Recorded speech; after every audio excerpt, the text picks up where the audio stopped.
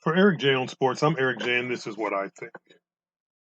I'm always leery about christening a new young athlete as the next big thing, the savior of the league, a once in a generation talent, a once in a lifetime talent, somebody who's going to change the sport forever. But it doesn't matter what the sport is, because when you see an athlete and it looks like he might be the next big thing, I always want to give him a little time. I always want to wait it out a little bit just to be sure, just to see if he truly is what he's projected to be.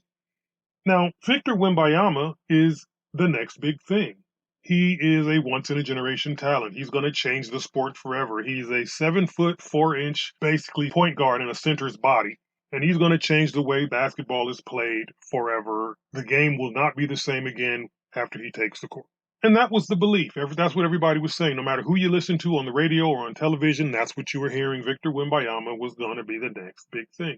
And when he debuted, not his preseason debut, not his summer league debut, but when he debuted in the NBA in his first couple of games, he had monster games. He did, but his team didn't win. And so I always look at, are you performing but your team isn't, or are you performing and your team is? Because the thing about Wembayama right now is he's not really performing and his team's not really winning. If you look back at some of the other next big things, some of the other people who were going to change the sport or who did ultimately change the sport, Larry Bird, 1979, before Larry Bird debuted with the Boston Celtics had a record of 29 and 53. When Larry Bird showed up in his rookie year, he improved the Celtics by 32 games, giving them a record of 61 and 21 and taking them to the conference final.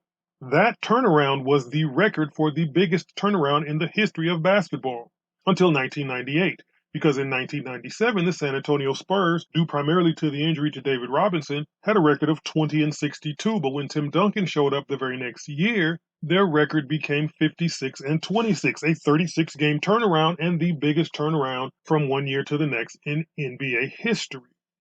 Both of those guys were game changers. Both of those guys were world changers. Nobody could dribble, pass, and shoot like Bird. Nobody was going to play the power forward position like Duncan before or since. And they turned their teams around. Even once in a generation talents who didn't have such a big turnaround improved their squads when they showed up. Before Michael Jordan showed up, the Chicago Bulls were 27 and 55. Once Michael Jordan showed up, the Chicago Bulls were 38 and 44, an 11 game improvement. When LeBron James showed up, the Cleveland Cavaliers had just finished a 17 and 65 season. When he showed up, their record was 35 and 47. They doubled their win total in his rookie season. They didn't have overall winning records. Their teams didn't make the playoffs and go all the way to the conference final like Larry Bird's and Tim Duncan's teams did. And both of those two guys, Bird and Duncan, won NBA championships in their second season. But LeBron's and Jordan's teams didn't go that far, and it took LeBron and Jordan much longer to win championships. But they improved their team. Victor Wembanyama's team has only played 17 games. After 17 games last year, the San Antonio Spurs were 6 and 11. After 17 games this year, the San Antonio Spurs are 3 and 14, which means that Victor Wembanyama's presence actually made the Spurs worse. Wemby, as he's being called in the media, he's actually made the Spurs worse. He's actually taken them down a notch. Clearly, Victor Wembanyama, at least to this point, is not Tim Duncan, and he's not LeBron James or Michael Jordan. Victor Wembanyama is a young kid who, unlike Duncan and Bird, didn't graduate from college, or unlike Jordan, didn't play 3 years in college and compete for an NCAA title, or even LeBron, who was dominating his level in high school so much so that when he got to the NBA, he was even with the guys in the NBA, and he improved himself and made himself the greatest player who's ever lived, in some folks' opinion. Victor Wembanyama was not dominating in his first year of college. You could clearly see that he was talented. You could clearly see that he was better than most of the guys he was playing against, but he was not averaging 44 points a game like Pete Maravich or 30 points and 30 rebounds like Wilt Chamberlain. He wasn't doing those things. Victor Wembanyama was putting up average stats against average talent in college. So when he gets to the NBA, he realizes now that he's got to step his game up several notches to just be even or to just be slightly superior to NBA talent. And thus far, he hasn't done it. He's had some good games, but everybody does. But he hasn't dominated NBA talent yet. I'm not saying he won't.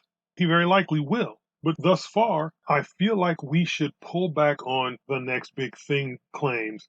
I feel like we should pull back on the game changer christening until he actually shows that he is the next big thing, until he actually shows that he is a game changer. Victor Wembanyama is a very good player, going to be a very great player, in my opinion. But right now, I just see a player who's trying to get his sea legs. And a lot of the guys who come out early, 1 year of college or come out from high school, usually take the 3 to 4 years that they would have been in college to figure out the NBA game. And Victor Wembanyama very likely might be that guy.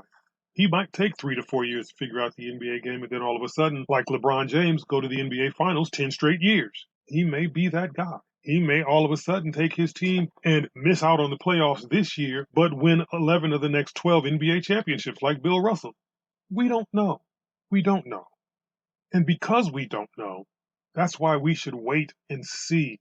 That's why, as they say, games are not played on paper. Games are played on the field, on the court, on the diamond. We should wait and give the guy a chance.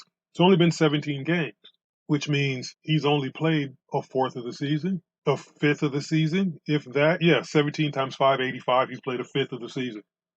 So we should give him at least till he's played 25%, 30%, 50% before we say, oh, yeah, he's going to be the man. He's going to dominate basketball for years to come. Instead of waiting till he's 3 games into his college career saying, oh, yeah, he's going to dominate the game. And then all of a sudden finding out he's not. And then you got to retract it. Or you just stop talking about him altogether, which is what's happening on the radio and on television. People just aren't talking about Wemby anymore because he's not producing for his team. So maybe we shouldn't have been talking about him in the first place. Maybe we should have waited until he actually became the next big thing before christening him the next big thing. Remember to like and share this video and subscribe to this channel and visit the Eric J on Sports website and follow me on Facebook at Eric J on Sports 1 and on Instagram and Twitter at Eric J on Sports. And for Eric J on Sports, I'm Eric J and this is what I think.